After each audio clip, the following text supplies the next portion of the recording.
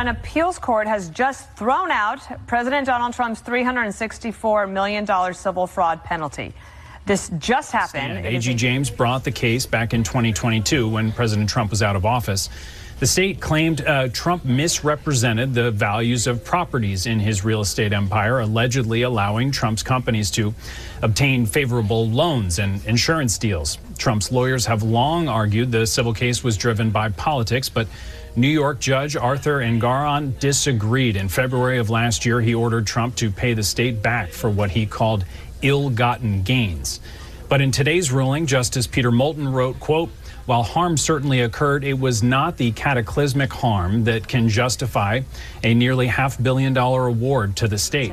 All these questions, the question of mission creep, has 6312 morphed into something that it was not meant to do. All the defendants repeatedly violated. Ms. Vail, can you identify any previous case in which the Attorney General sued under Executive Law 6312 to upset a private business transaction that was between equally sophisticated partners? And it was using... Sorry, but what's being described sounds an awful lot like a potential commercial dispute between private actors. I mean, you've got two really sophisticated parties in which no one lost any money. The case that you cite involved where there was damage to consumers, damage to the marketplace.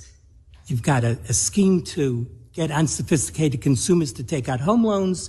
You got a collapse of Lehman Brothers. You don't have anything like that here. And that's something you must address, because there has to be some limitation on what the Attorney General can do in interfering in these private transactions, as Justice Friedman said, that where people don't claim harm. So what is the limiting principle? The immense penalty in this case is troubling. This is a huge win for Donald Trump, any way you cut it, and this is a stinging rebuke to the Attorney General, Letitia James. The finding here, it's a very long, complicated ruling, but the bottom line is, while the finding of liability against Donald Trump can stand, for now at least, the damages award, which started at $350 million with interest, gets up close to $500 million, that is thrown out. And the core reason for that ruling, according to the judges, is essentially that there was not enough of a showing here that there were actual victims. And just to refresh people's memories, this is the civil fraud lawsuit brought by the Attorney General. The core allegation is that Donald Trump habitually overvalued his own assets when he was trying to get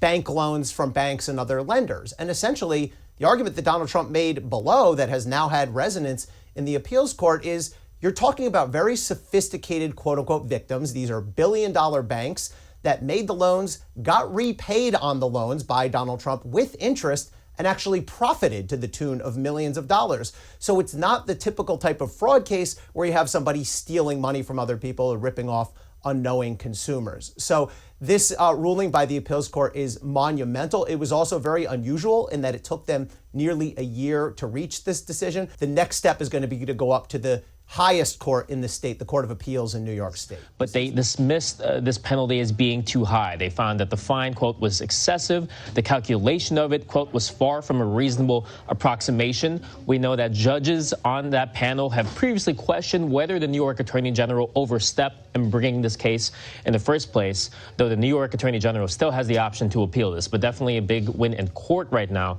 for President Trump. You might remember that New York Attorney General Letitia James' office says despite this decision, they will not be dropping the case.